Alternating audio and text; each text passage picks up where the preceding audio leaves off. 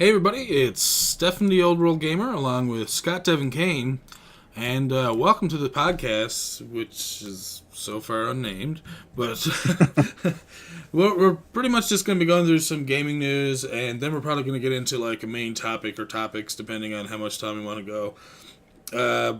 These aren't going to be short podcasts by any means, so I don't expect you to listen to them, but I will put the topic, I guess, each topic in each different news section as a tagline in the description, so it's easier to find, or if you want to catch up to it at a later date, you can do that as well. So, welcome, Scott.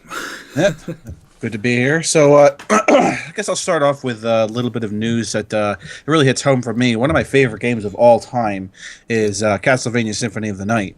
And the mastermind behind Symphony of the Night, Koji Igarashi, has announced his next project, which is another Castlevania-esque or another Metroidvania-esque game called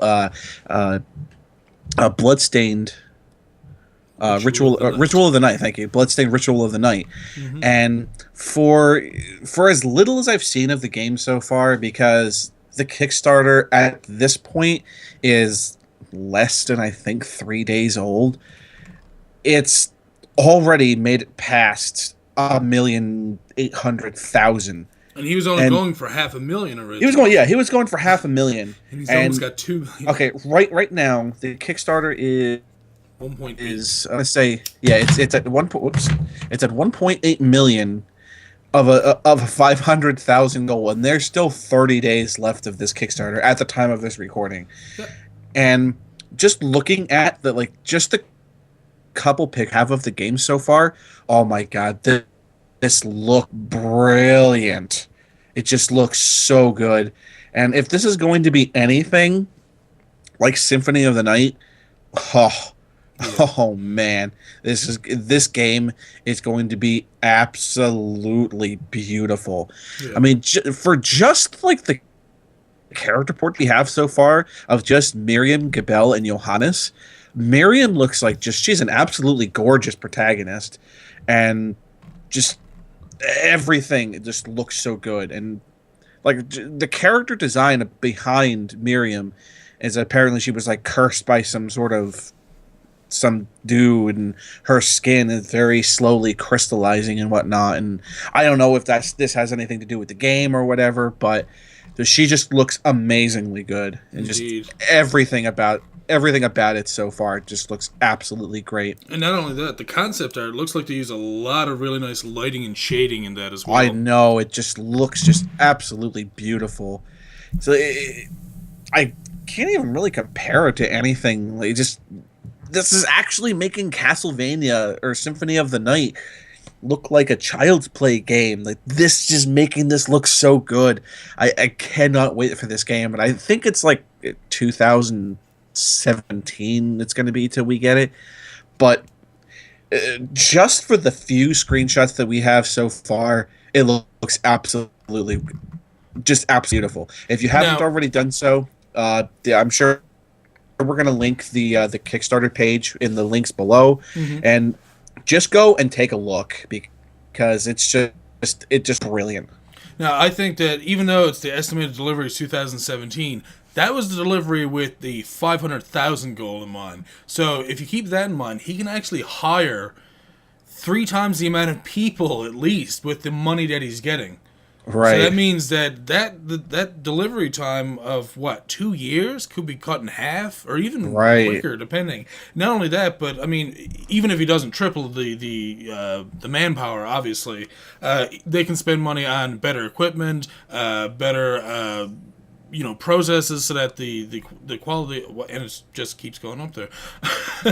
Right. But I can only see this game getting better, especially if they're going to, have these newer style graphics and keep it in the Metroidvania style gameplay where they have this big sectional map where you can move around and, backtrack as much as you want and need. I think it's going to be a hit for sure. Yeah, I mean, just by the looks of it. Mm-hmm. And another neat little thing that they're doing with this Kickstarter, they're doing more than just saying, hey, come donate your money and we're going to make a game.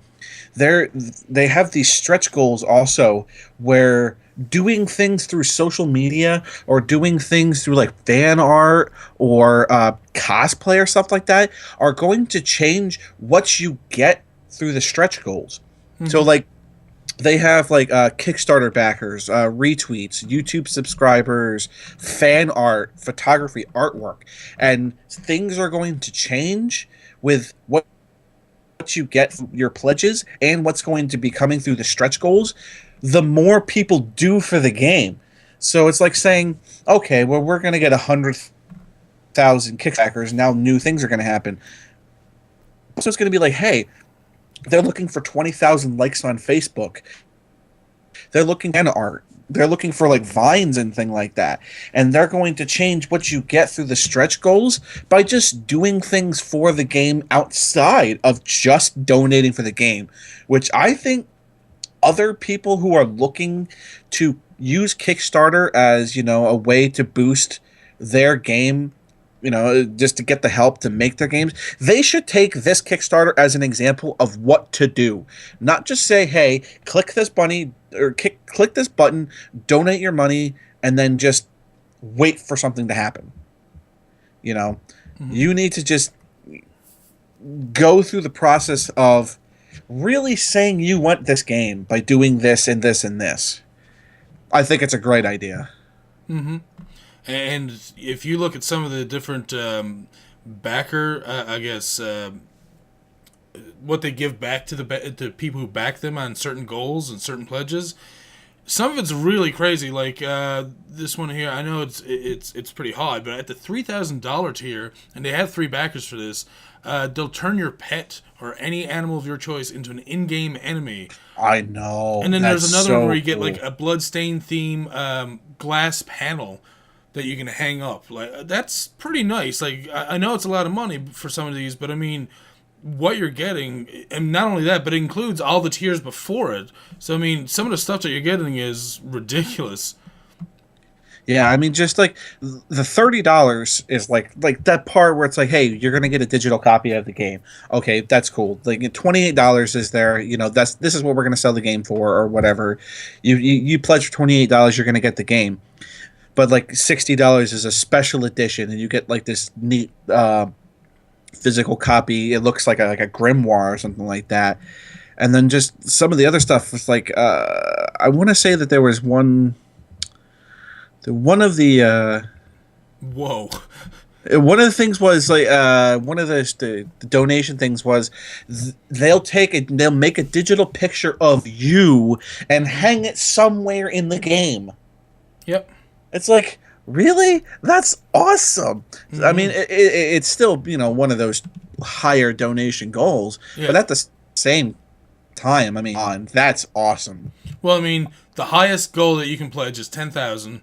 They have one backer for that, and what you get in return is you fly to Japan and join IGA, and you join them for dinner at a horror-themed restaurant, and you play games with him on a live stream. Like, that's pretty incredible. I think like anyone who's a diehard fan and has the money to throw at something like that, I mean, that's a dream come true for them. Oh God! You know, they get to go and play games with this guy and pick his brain about stuff that he's done before. So I mean, they're really putting themselves out there and giving some really, you know, great experiences and great, like, just, I guess, gifts to the people who are backing them. So I mean, you know, they're giving back as much as people are putting in. Yeah. So, like I said, if you haven't looked at this yet, just go and look at this Kickstarter. Honestly, it's one of the best put together Kickstarters I think I've seen in a very long time. And through everything that they've gone through with this and all the effort that they're putting into this game, there was zero chance that this game is not going to be a masterpiece. Yeah. I think just by the way that it looks right now, and by how much that is going into this game, I really think that this game could possibly be better than Symphony of the Night. I'm just going to throw that out there. Possibly. Just the concept art so far makes this game look really good. But like I said, we'll have to see when that day comes. So next thing that I had on the news list, this is just something that's personal to me, but Grandia 2 is one of my favorite RPGs of all time. And the battle system in Grandia 2, I think, is one of like the most unique of all RPGs that I think I've ever played. And it's coming to stream coming to Steam. I'm sorry, stream, yeah. Well, It's probably it's coming. yes. Streams as well. Yeah, trust me. The day that this thing released on Steam, watch me let's play that real quick.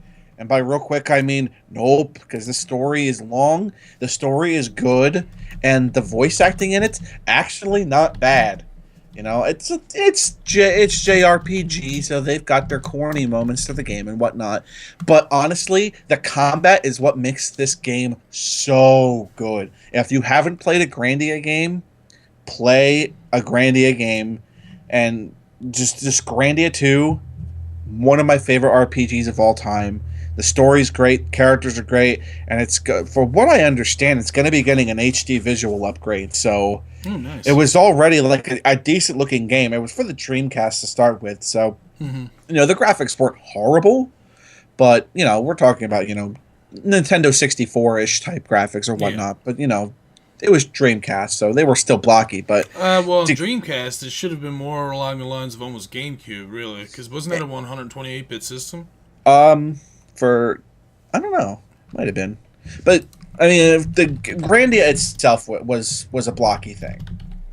So, but yeah, Grandia 2 coming to Steam. They don't have a release date for it, but just as soon as there's a release date, trust me, I'm gonna let you guys know.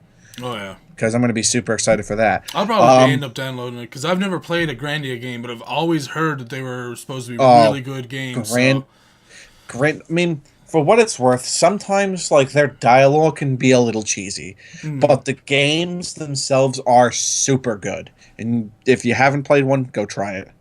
I showed this to you earlier, and I kind of wanted your thought on this, like the new look of Yoshimitsu for Tekken 7. Oh God. Again, going out, Yoshimitsu is the same guy that was in Soul Calibur 2. Am I correct? It's the same character, yeah. Okay, so going off of that alone, because I've only known Yoshimitsu to look like that, and I'm pretty sure he looked like that in most of the consecutive games that he's been in, with the mask and the sword and whatnot. Am I wrong in saying that? Or? Yeah. For what I understand, Yoshimitsu's not really been one of my favorite characters, because he was started to become a Soul Calibur character, I got to know the character a little bit better. Yeah. For what I'm understanding of Yoshimitsu is that it's not the same person every single time. Okay. He's like the Link of Tekken or whatnot. It's a different guy every time. This is such a huge difference, though. I mean, this is an alien tentacle thing. It's an amazingly huge difference, and I absolutely don't understand this new design. I mean, it kind of makes him like, I don't know. It's like the Tekken 7 Hentai Edition. I mean, what the hell is... Yeah, really? I'm like... they should have just gave him a different name and gave it a different backstory, but it seemed like they almost got lazy and just decided to just throw Yoshimitsu on there and be like, yeah, it's gonna...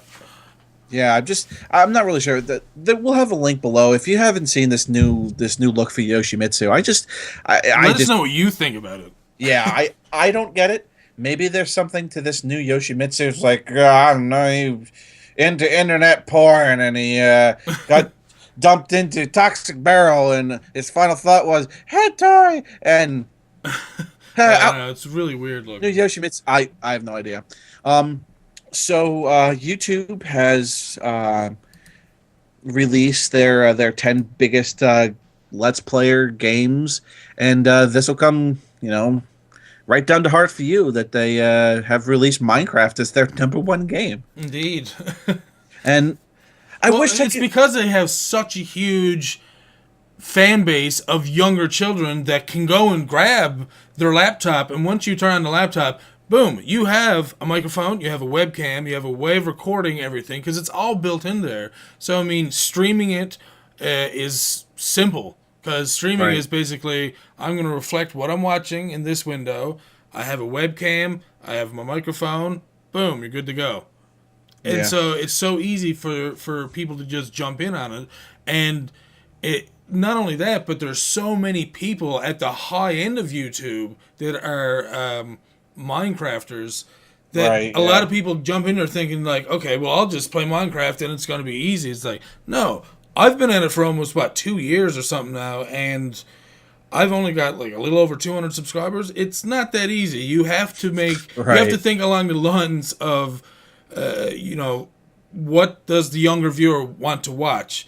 And there's different mixed views on that all the time, because people say, oh, well, you shouldn't swear in videos, but I mean, look at PewDiePie. Look at Scott does Minecraft, the biggest, as far as I know, Minecrafter out there, and he swears like it's no one's fucking business. So, I mean, and gets on with the whole, sexual innuendos bullshit all the time, like, and that's fine. I'm not saying that he can't do that or that he shouldn't, but I'm just saying, like, there's so many sides to doing Minecraft that, it's no wonder. And it's tough because, as popular as Minecraft is on a game, you want, okay, I'm going to stream Minecraft. The problem is that not only do you have to, do something interesting while you're playing the game, you have to be an interesting personality too, which is what makes it so difficult to, like, just get yourself out there for Minecraft. But to be popular with it, what I'm saying, because the game is just so popular, there's so many people just throwing themselves at the Minecraft YouTube community that it's just boosted itself up to number one. Who knows how much of it? Maybe only 5% of it are people who are actually interesting and fun to watch. Yeah. But there's just so many people doing it right now that it's just so huge. Grand Theft Auto, number 2. League of Legends, I'm a League of Legends player myself, number 3. Duty, the FIFA series. Gary's Mod, The Sims, which I don't get it, but Five Nights at Freddy's. If you have, trust me, I'm going there now. I'm going there myself. If you haven't seen me scream like a little bitch, start watching, folks, because it's gonna happen. Puzzles and Dragon. I've never even actually heard of Puzzles and Dragon. I don't even know what that is. Neither do I. I would imagine it's probably one of those Candy Crush, Farmville... Probably. ...type, fucking Facebook game bullshit things. You know what? Fuck that. I'm going to go look it up right now. Yeah, I might as well. And then topping out the list, number 10 is Dota 2. But, I mean, some of the things that I'm kind of surprised to see, they're like FIFA. It's like... Really? FIFA at number 5? I mean, I guess? I mean, football is pretty popular, but is it really that popular to watch the video game version of it? I don't know. So what is this with Puzzles and Dragon, right? Yeah, I looked it up, and it was kind of weird when... What the hell? Yeah, that's what I'm saying. That's... So is it like a dungeon crawl? Oh wow! Is it a dungeon crawl? I'm not gonna lie. This actually does look kind of neat. It's like a dungeon crawler and. Okay, now if that's what it is, then you know that we're gonna end up playing the shit out of it, right? I know. I mean, if you just look at the pictures, this actually looks kind of neat. Where it looks like the gems are different characters, and maybe each character has like a special attack that they do. Like the red guy's a fire, yellow is like a light, blue is ice or something, or water. Wow! And then the things that you fight are all weak to a specific type of things, and you put new people in your party, and you get different. Oh my god! Oh my god!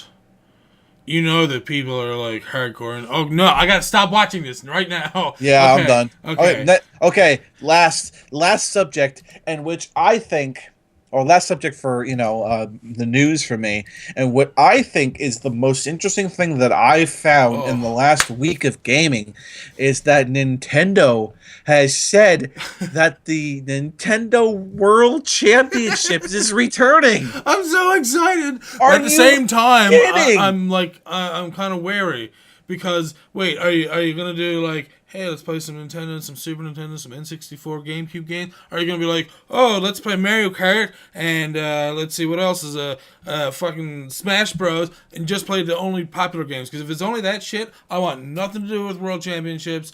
I'm sorry. I know that there's like millions of people out there better at Smash and Mario Kart than me. I play it on a fun-only basis. But I mean, if you're going to get into NES and SNES and even N64 and GameCube, I am down for that, Nintendo. I'm down for that shit.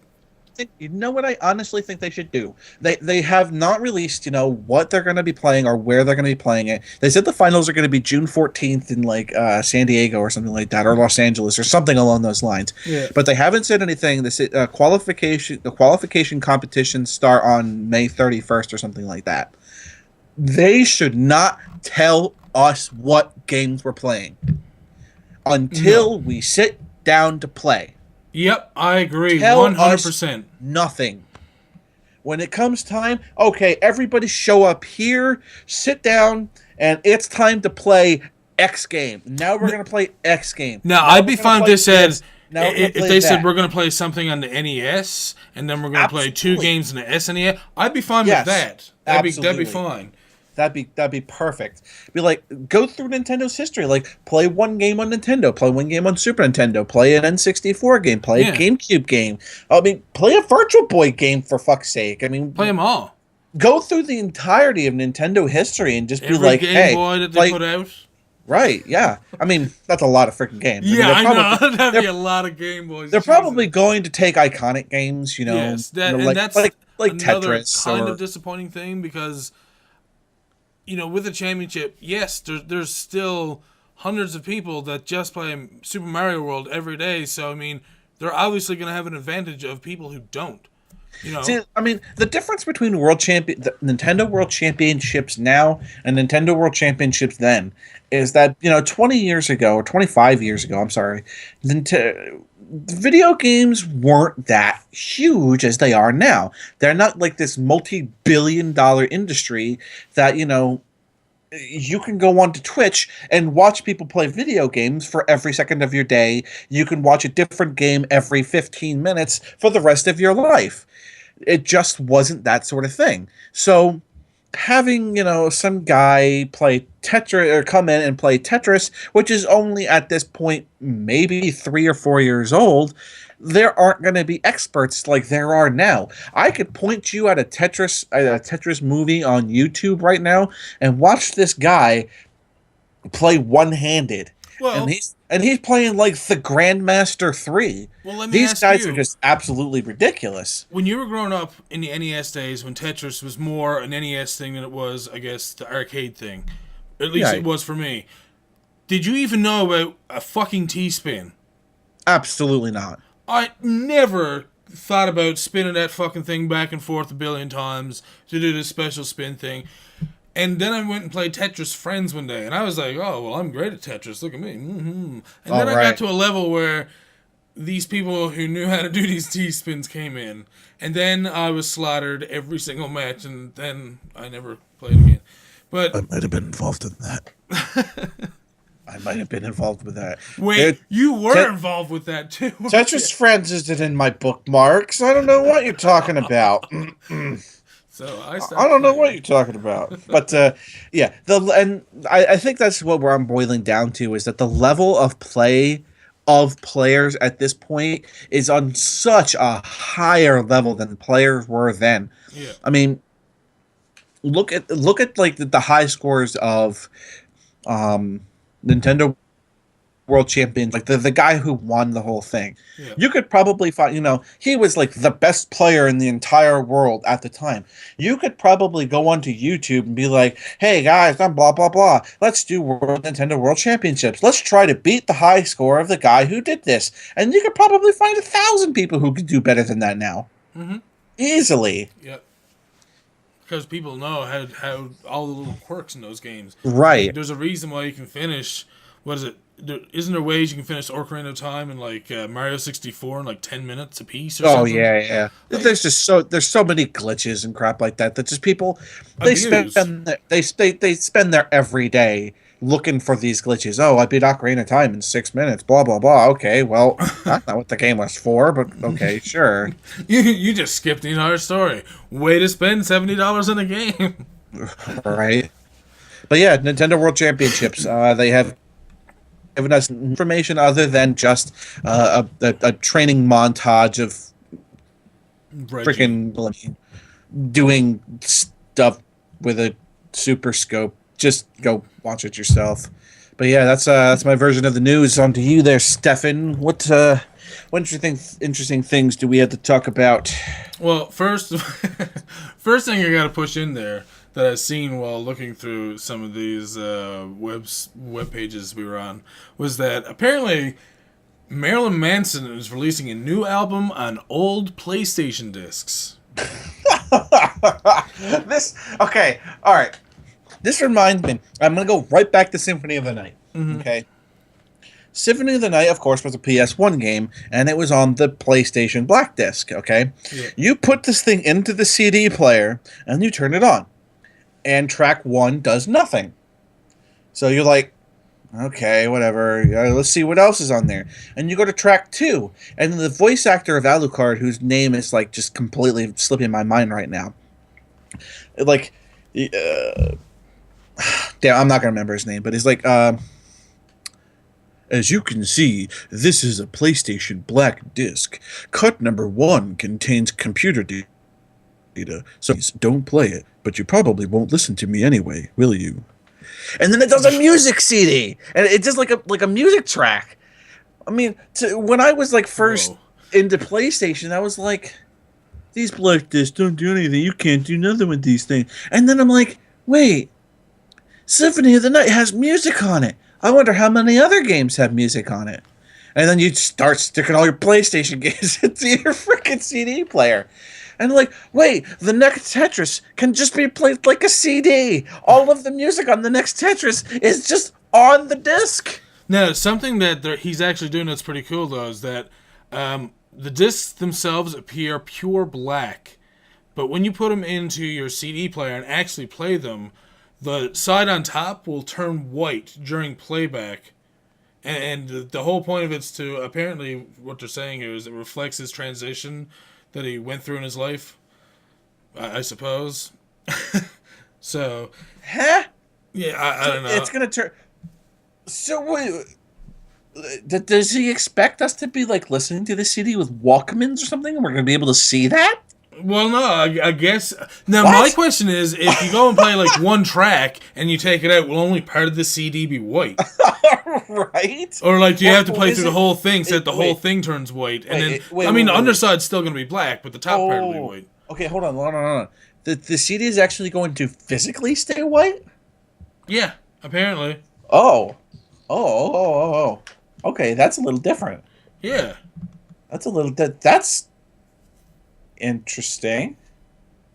Apparently, it's because of this kind of new thermal layer, is what they're saying there, that it turns white during playback. Huh. That. All right, I'm all for it. Yeah. I'm all for it. I mean, I'm not exactly a fan of Marilyn Manson to begin with, but I mean, if we're gonna start burning CDs onto PS1 discs that never made a home, Anyways, moving on. A couple of different movies coming out that I have to mention on. First one being, I know a lot of you out there probably didn't watch it too much. I'm sure you've probably watched an episode yourself at some point, but Jem and the Holograms. Oh, God, I watched the shit out of Jem. Are you kidding me? Oh, absolutely. And so did I. And so you remember exactly what that show is like. So apparently the movie that they're putting out, the girl is named Jem, I think, and the movie's named Jem. That's it. That's it? There are no misfits. Apparently there's not going to be anything to do with the music. What? None of it is based off the cartoon whatsoever, apparently. What?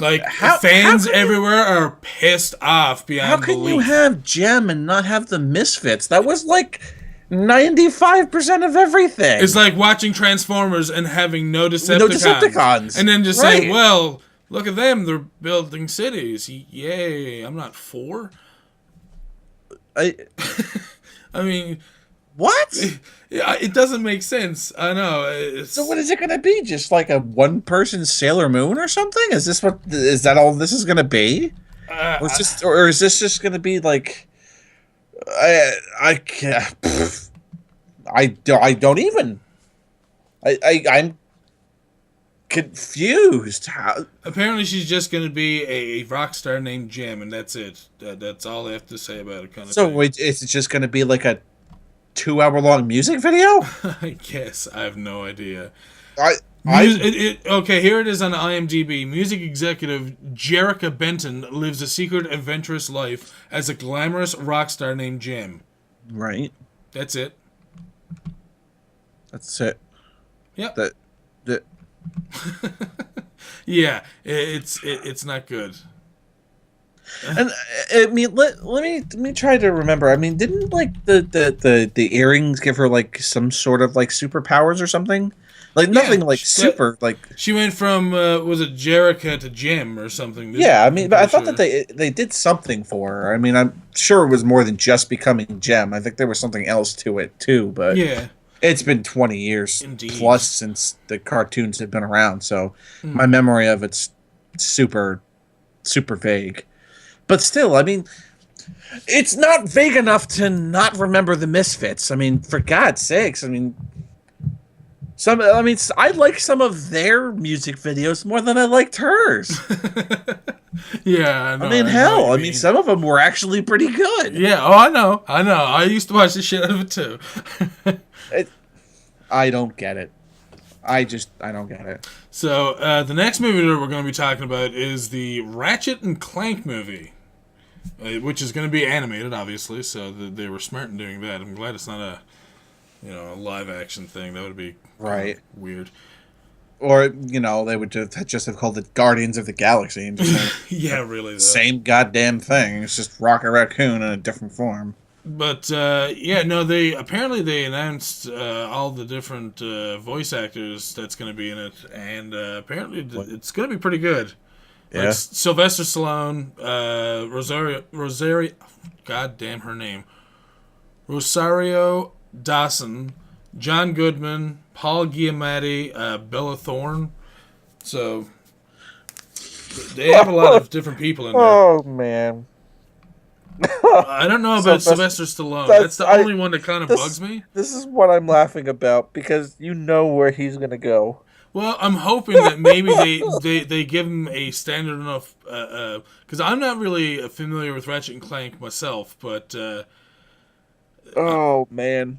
I mean, if this is the big guy in the green suit that's here in the trailer, if that's Sylvester Stallone, then that's fine then. I wish I knew more about it myself, but yeah. I'm just Sylvester Stallone in an animated movie. I just don't know. I mean, they've done it with a lot of other actors like that too. That you would have never have known who they were until you actually go and like look up and you're like, wait, that person was a. I know. It's like John St. John. Who the fuck is that? Who's John St. John? I don't know. Yeah, that guy sounds gay. And then you find out exactly who he is. Oh, maybe you're not gay. Jesus. You know who he is, right? Not outside of my head. I'm not good with actors. He's the voice actor of Duke Nukem. Oh, really? Yeah. Nice. Yeah. Okay. You're like, John St. John, that's a stupid name. I'm gonna whoop your ass. Never mind. You're the best ever. Well, the next thing on the list is a new game that was released on Steam just, I think it was yesterday maybe? Final Fantasy IV After Years. Oh, God, I want to play that so bad. Doesn't it look good? It looks really good. God. I thought about buying it and starting a Let's Play on it immediately. Final Fantasy IV was so good. If they do that with 6, I'm literally... I will start an LP the day it comes out, if they ever do it. Oh, it needs to happen. But, I mean, I loved Final Fantasy IV. I mean, it was just one of my favorite stories of all time. Yeah. Cecil is one of my favorite protagonists of all time. Yeah. I absolutely love Cecil's story in that game. And just... from like where he starts to where he ends, and how the story between him and Golbez, how that whole thing goes from the beginning to the end. Yeah. It's just like you go from like hating what Cecil's about to really caring what Cecil does, and then what happens to Rydia and all that stuff. And it's like, oh, the game is so good, and there's very few I mean, for me, Final Fantasy characters are like hit or miss. You know, there are certain characters where I absolutely will dislike and whatnot. And Final Fantasy IV actually gave, you know, a list of characters that I liked everybody. And it was very far out compared to, like, going to the whole moon and stuff. Right. Like, was very different than a lot of the other Final Fantasy games. But it wasn't so far out that, like, it pushed you away from it or anything. Like, you just absorbed that in and said, going to the moon? Fuck yes, let's go to that fucking moon. And then now, all of a sudden, everything makes sense at the end of the game. And they introduce a new character, like, super late into the game. And you're like, you're actually about it. Yeah, exactly. With Fuyosa. And he's like, who is this guy? The new character, Fuyosa? What can this guy do? Holy crap, he's awesome. Okay, cool. But y'all, the game just, I mean, I've only seen screenshots of it so far, but it just still looks really good. Yeah, and it does. I absolutely can not wait to play this. Yeah. And like the little bit that I've seen, it looks like the main character is like Cecil and Rose's daughter or son. I'm sorry, Sidora or whatever. I can't, or something like that. Yeah, but looks awesome, and I absolutely cannot wait to play it. Yeah. If you haven't played Final Fantasy IV, just play Final Fantasy IV. It's a good game. It's an absolutely great game. 1 second.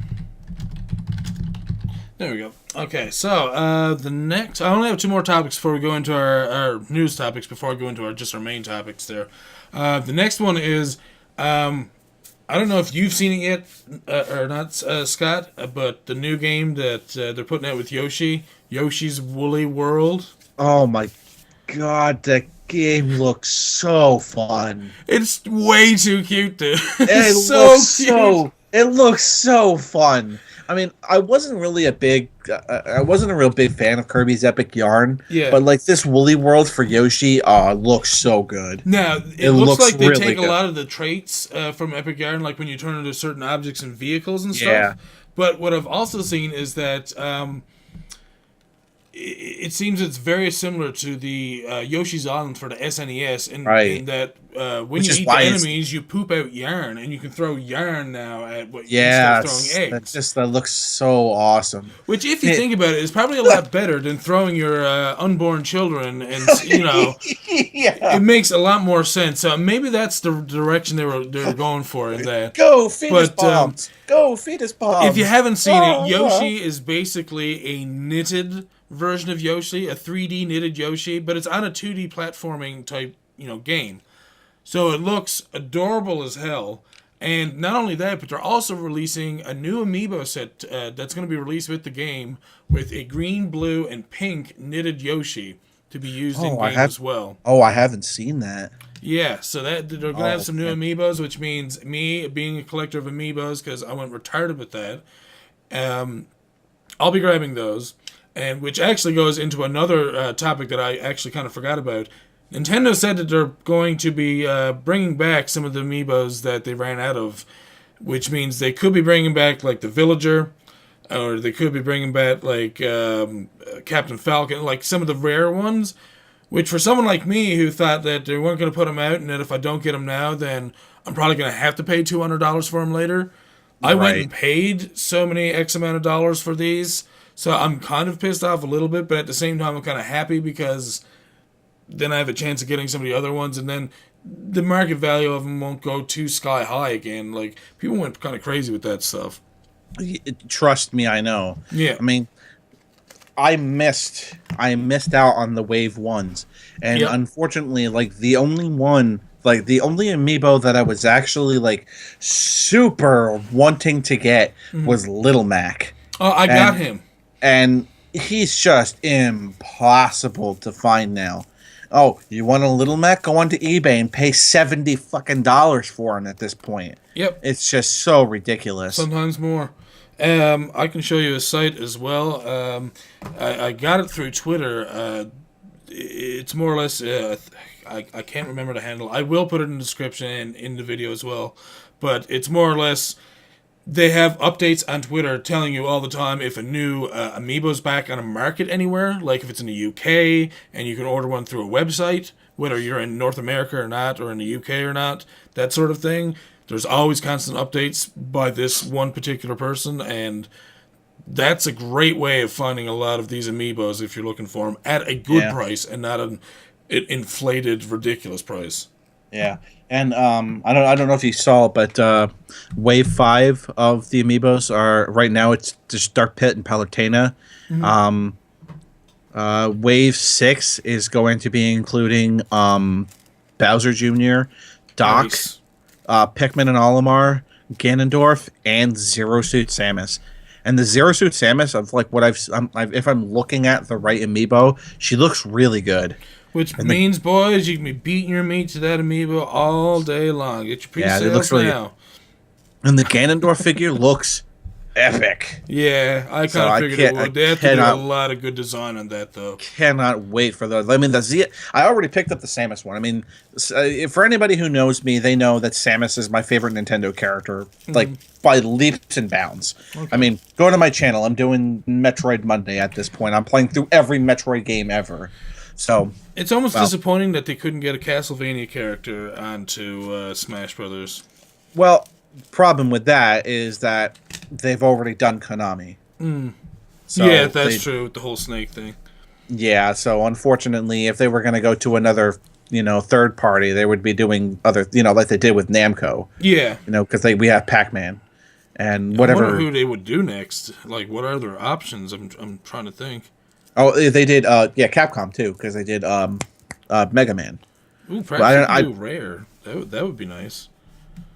Because they don't have Donkey Kong or Diddy Kong in the game at all. No, but there's other Rare games there too. Yeah, I know. Like, a Killer Instinct character might be pretty good for that. Battletoads. Just saying, or oh god.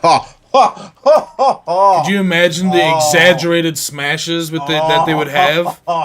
Oh, my dick just got so hard. See? Now, this is going to be a topic of another podcast in the future, and we're going to actually take the time to go and research different characters that we would like added into the Smash Brothers games. So, again, if you're listening out there and you want to comment about what characters you'd like to see in there, so we can possibly discuss them as well, this could be an extra long episode or podcast. That would be awesome. Rash. What? Give me Rash. Rash? Give me Rash. Oh, God. Rash and Smash. Oh, Rash and Smash. Oh, God. My campaign's already complete. Rash and Smash. Got there. Yeah. So, the last thing I have here in the news section is another Kickstarter that was done recently called Yooka-Laylee. I'm sure you've heard of it. They've recently passed $2.4 million for their Kickstarter. So, yeah. I haven't actually heard of this. I'm gonna. Oh, really? You haven't heard of? Oh, okay. I haven't. I'm gonna have to take a look at this myself. Yep, I will give you a link to the Kickstarter now. Oh, it's Yuka. Oh man, that's not spelled. That's not spelled the way it's supposed to be spelled. There you go. Right. On the page itself, it's in pounds, so it's at 1.579 million pounds. So,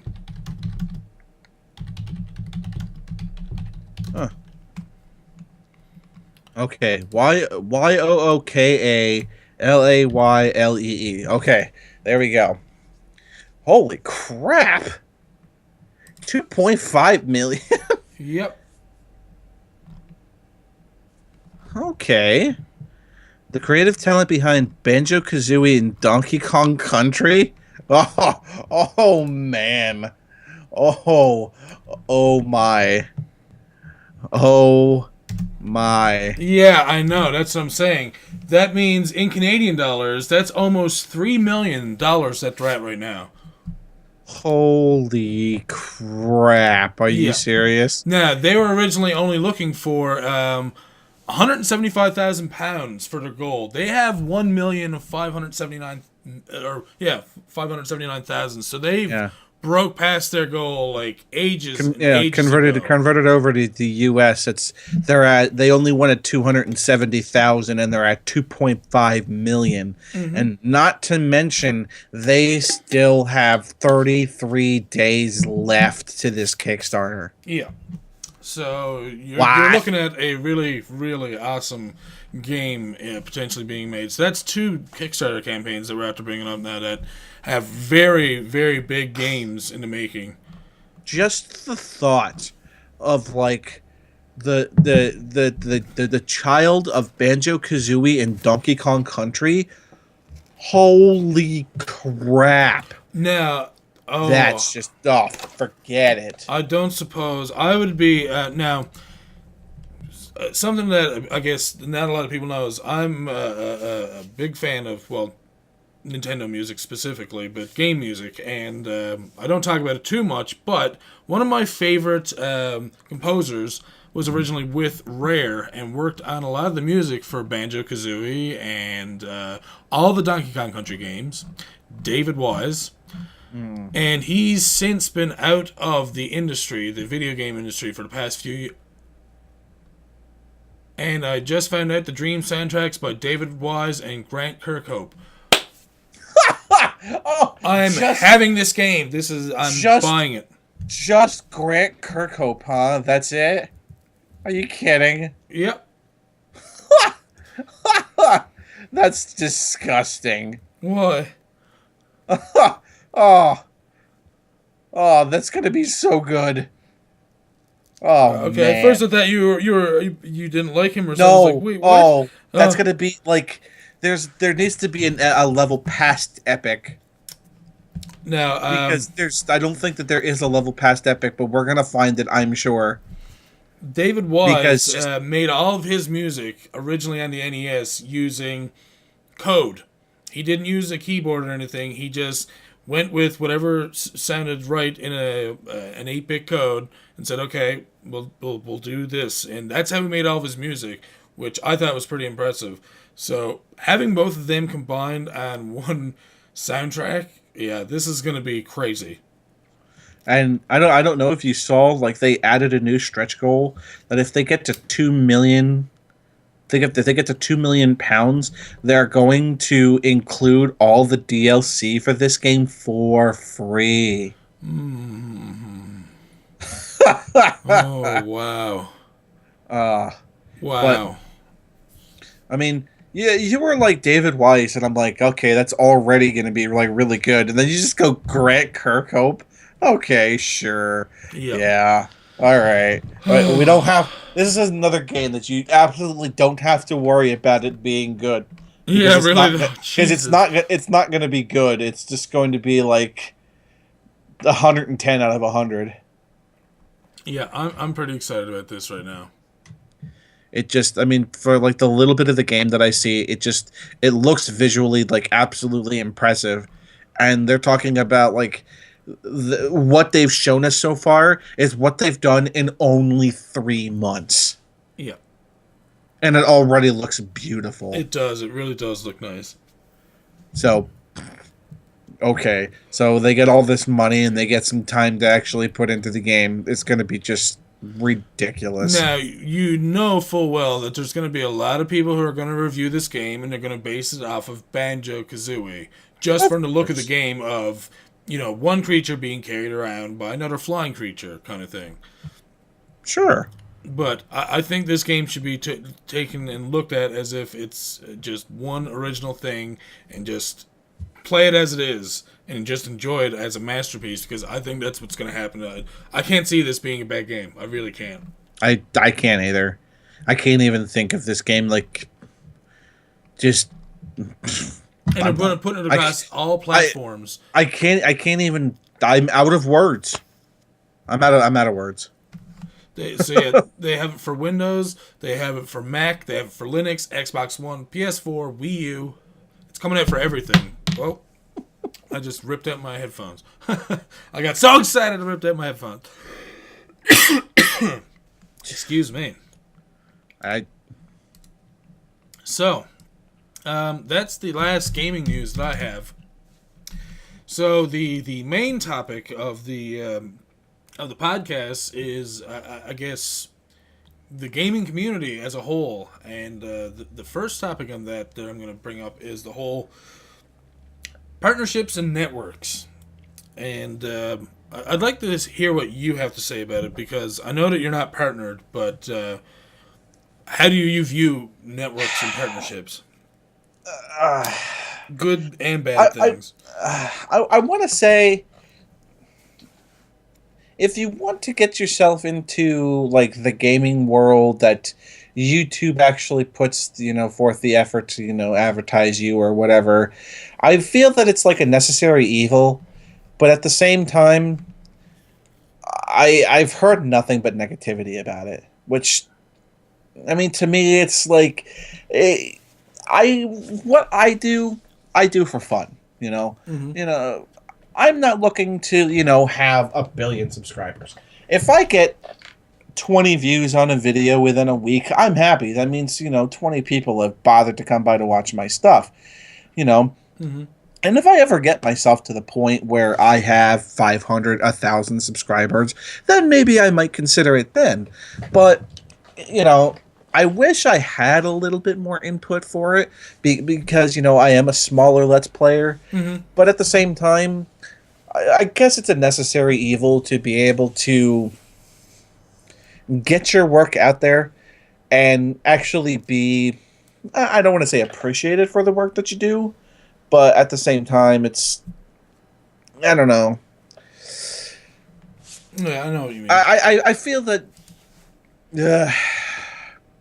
well, I want to be able to just sit down and say that, everything that I've done for my work, or all the work that I've done for everything that I've done, 100% is on me, and nobody else can take any credit, or nobody else can do blah blah blah and whatnot. But at the same time, it does help getting you out there. Mm-hmm. So, in my opinion, necessary evil, I guess.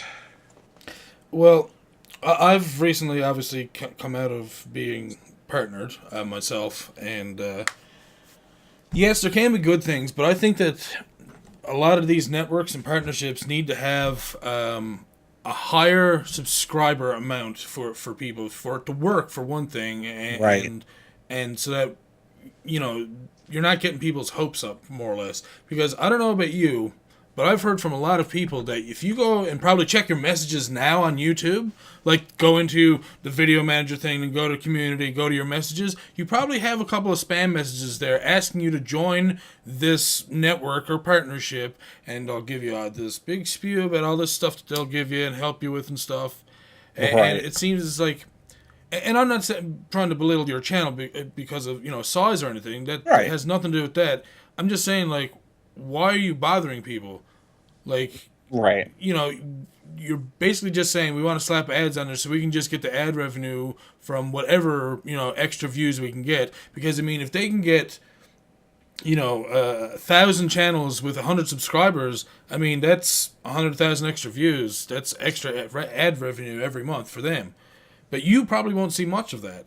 Right. So it doesn't seem like much for you. And I'd almost like to have someone who's, I guess, has a large subscriber amount, because I don't have a terrible amount either, by any means.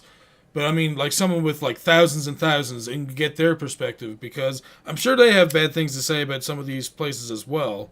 And it seems like a lot more people are turning towards this whole, Patreon thing. I've even seen people do it on Kickstarter, believe it or Right. not. Trying Yeah. to do this whole thing through Kickstarter, so it's all just, I guess, paid through that. But I think that makes more sense, because then you're not forcing ads in people's faces. You're not making them go out and get ad blockers. They're coming there and just watching your content for what it is. Because I think personally that views will depend more on people wanting to see what you're doing as opposed to having to wait through a 30-second video of an advertisement they don't want to watch. Because I'm sure a lot of people just say, okay, there's an ad here. I'm exiting this. I'm just going to watch something else. So, or like me, and or like me, and I just never see advertisements, period. Exactly. Because, I run ad blocker, who the hell wants to sit? It's like, if I'm going to sit down and I want to watch a 15-second cat video, why the hell do I want to watch a 30-second advertisement beforehand? Exactly. And not only that, but I mean, I lost my train of thought there for a second. Oh, shit. But no, if you have these videos there and people are moving away from your videos because of that, then that's kind of counterproductive to getting the advertisements in the first place. Right. And I mean, like I was saying, it's like a necessary evil, but at the same time, they want to help you with this, they want to help you with that, and then they're going to add the ads, and you're going to get this, and then you're going to get that. It's like, it sounds like it's something that's going to help your channel, but at the same time, it really doesn't. Yeah, it doesn't, because a lot of things that they don't tell you is that this help that you're getting is self-help. Oh, really? Yes, a lot of it is, this is how so-and-so does things, watch this video, or, so-and-so's talking about this, or so-and-so's wrote a blog about that, and that therefore they say, well, that's good enough, we'll put this in a newsletter, you can go look at that, and that's going to help you. If you go and pursue it, that should help you. But most of the times, at least with my network, it seemed like that's what they were doing, was more of it was self-help. Not them saying, okay, well, we're going to go and put, something up on our forum and put in, people who are doing Let's Plays with 1,000 subscribers or less, and try and get them up to that 1,000 subscriber mark. Anyone below that, try and get them up there. If they're a part of your network, why not? I mean, if you have thousands and thousands of people there, it doesn't hurt to try and, put that extra content out there and try and get those people up there to a higher amount to not only help them, but it's going to help you as well. Right. I think a lot of these recruiters don't see that. If you put forth the extra little bit of effort, it's like, say, here's this video of this person and how they did it, blah blah blah. Well, no. That's not going to help, because it's just, you're doing all the work by yourself anyway. Exactly. Why not just sit down, take 20 minutes of your time, and just put together a video that says, hey, here's how to do it. Here's step-by-step instructions of how to increase your viewership. Here's how to better your videos so that it'll make people stay through the entirety of your videos. Here's what to do, here's what not to do in a video.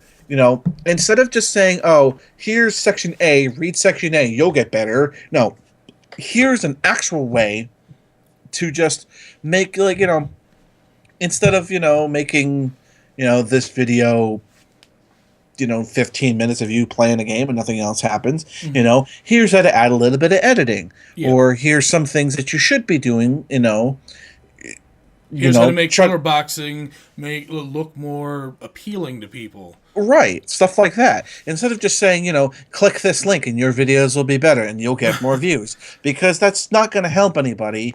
Because it's just like, okay, I'm just going to watch this video. Well, what if you don't get it?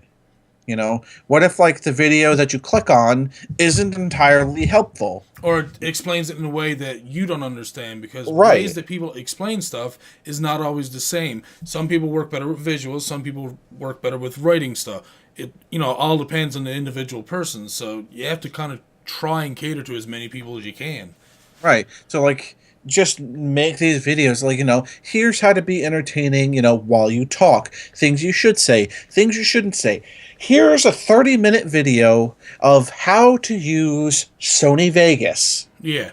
And how to use it properly, what things you should be using, and what specific pieces of Vegas you should be using to help make your videos better and more appealing to somebody, so that they sit and they stay, they're entertained, and want to subscribe. Exactly.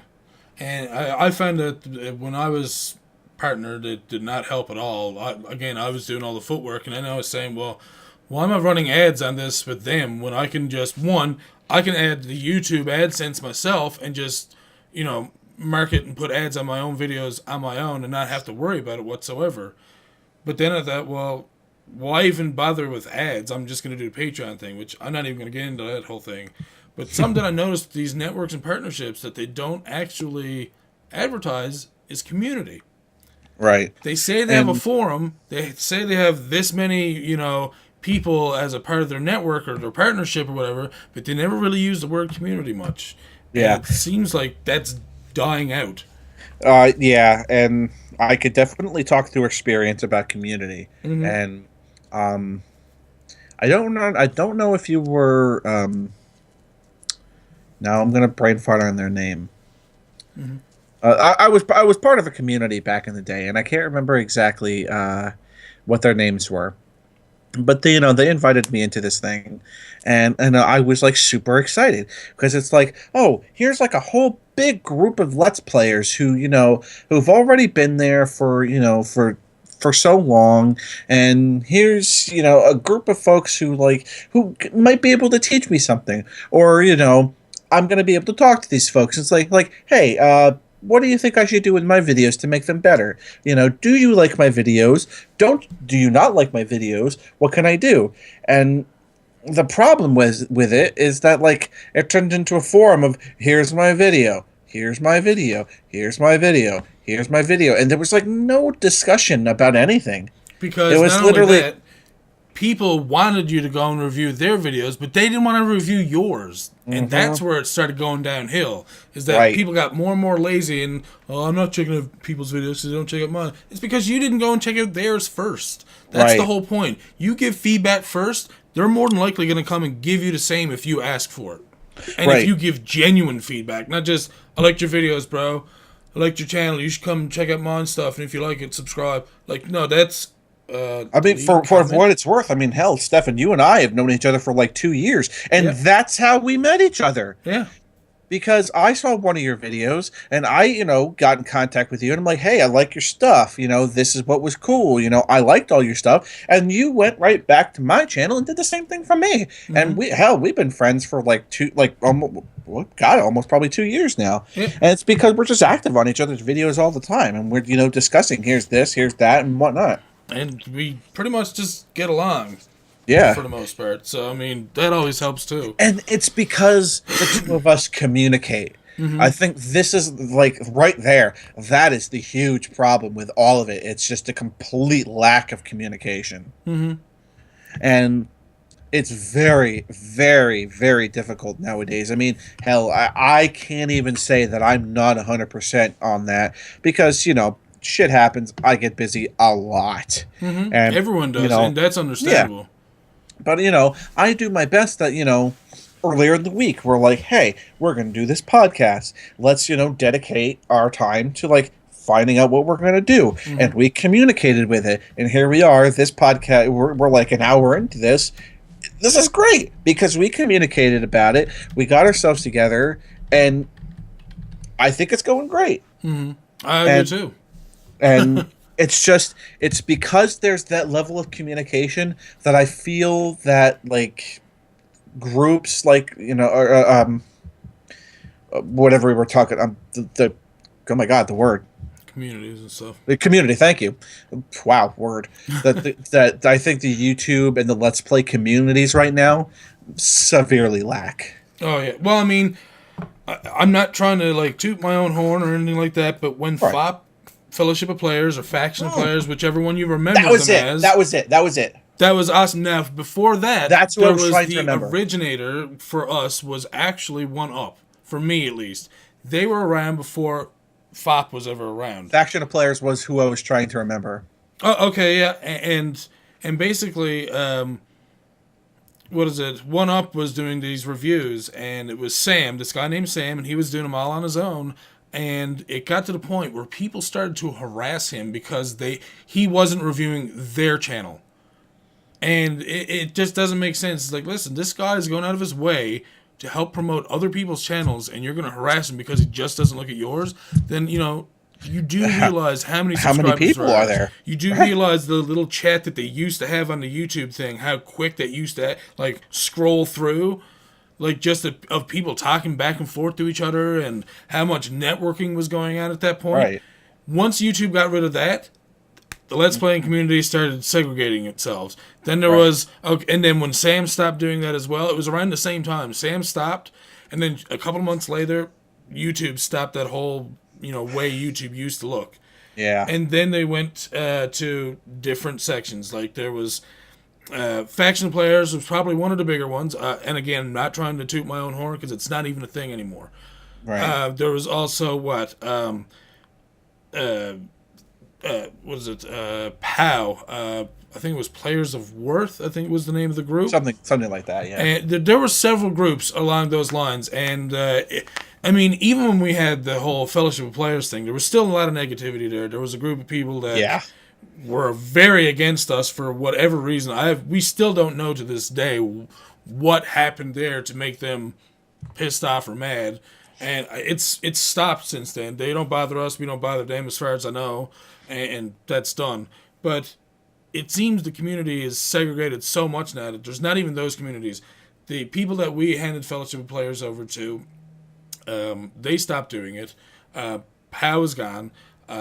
Most of the Let's Playing places are gone except for forums, which are usually, and I'm not saying this to single anyone out or anything, but from what I've seen from a lot of these forums, is that they center around one particular person who's a Let's Player and has XX thousand subscribers. He who has the most viewers. Yes, so basically everyone's there, hanging underneath the undercarriage of that person, waiting for their droppings, more or less.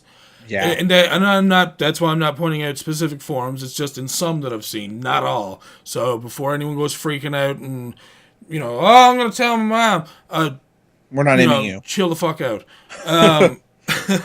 The other thing is that there's other groups, like there's I'm a part of one, the Let's Play Corner on Facebook. Now, It's not a huge amount of people, but it's some of the people that I remember, a lot of them from Fellowship of Players. And I've been meaning to actually send you and Ben and some of the other guys contacts for that group so that they can get back in and talking to people. And it's not only, like, there is still share a video type thing. I think it's like one a week or something like that. Yeah. But for the most part, we're trying to, push forward. Hey, let's talk about this. Let's talk about that. What do you think about this? Do you remember this game? What games did you play from PS2? Two people asked that same question within like a couple hours of each other. Just trying to look for a new PS2 game to play. That's all it was. Yeah. It's just that it sounds great. It sounds like, what we were talking about, like the communication's actually there. Yeah, and I'm sure on these forums, even the ones that I'm quote unquote poking fun at, I'm sure even with those people have the same type of feeling with that. Like, well, we go there every day and there's always this happening and so-and-so is talking about that and this other person's talking about this and, these three people are checking out my videos and I'm checking out theirs and so-and-so. But I think we still need to all, like, kind of push them all together. Like, make one big forum, make one big Facebook page, have one channel there where people actually dedicate time to helping each other, not themselves. Right. Because, again, going back to Fellowship of Players, I don't know if people realize that or not, but if you look at the content we had there, we weren't trying to single ourselves out for anything. Right. That was not a thing. We were trying to disperse work out as best we could. We tried to start doing new series just so that, again, people were coming there, and the more people that come to that channel go and see these reviews of other channels, and then they go and check out the content, they go subscribe, everyone benefits. Right. People didn't see it as that. People seen it as, oh, you're trying to get other people to come here and check out your content. Yeah. And that's where it comes to a point where it's like, okay, and this is another kind of topic I wanted to go into, was these other groups, like Hidden Block, Normal Boots, Punk Effects, Screw Attack, where they have these big personalities that were all smaller once upon a time, but they all grew together, helping each other and as a group and, supporting each other as much as possible. Not just like, oh, well, I'll drop by your video, give it a thumbs up, and then exit and leave.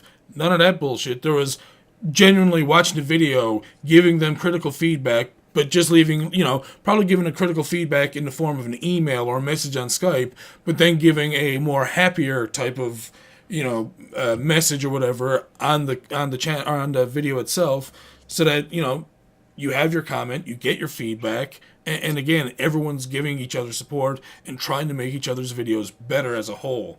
Right. And I always wanted to go for that thing as well. I tried that with the whole United Retro Gamers. It was hard to find people who had dedicated time anyways to do that. So that fell through. So I've never tried doing it again just because, if someone wanted to invite me to that type of group, I'd be all for it. Again, I'd have to think about it and look and see how they go about doing things and what their whole ideals and goals and so is all about or whatever. But altogether, I would like to see a gaming community come back as a gaming community where we help each other and support each other, as opposed to worrying about that our own things and feeling that we're people are singling themselves out and just trying to get further for themselves. Right. Yeah. I mean, just like the problem with like a lot of like the smaller guys is like they would oh, I've only got so many subscribers, I want to push my stuff out there so that you guys can look at my stuff and blah blah blah. And it's like you're not really getting the idea with the community. It's that you need to be putting forth the effort to make sure that everybody else in your community is looked over, because they will just turn around and do the same thing for you. Yeah. And it's the big glaring problem is that there's too much selfishness to it right now, and that we just need to find the right group of people who have the right mindset to just say, hey, I'm willing to help all you guys. So then, once I do all that for you guys can come back and do that for me, so that I can just go right back and help you guys with, all of your stuff too. It's just, it's the issue of trying to find a group of people who have that kind of mindset. Yes, exactly. And I've tried looking for it, and sometimes a lot of tough. Small differences can really get in the way sometimes. Right. And I'm not saying that, there's things that I've done in the past that have pushed some people away, and that's understandable as well. But I mean, like you said, it's tough. It's hard to make everybody happy, because you will have people that look at things in a certain light, or they could be someone who's optimistic doesn't mean that they aren't pessimistic, and people, and doesn't mean that you're not going to get your pessimistic people as well, who, won't see that other brighter side. It's hard just to make everybody happy, but all in all, we just need to come together. There you go. So yeah, that was that's pretty much it for this podcast. For right now, I guess. If you guys have anything to say, again, the comments always welcome. That we like hearing from you.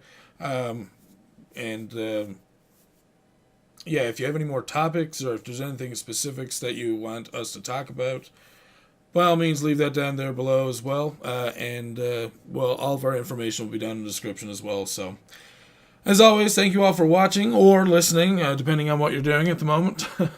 And I guess we'll see y'all next time for another podcast.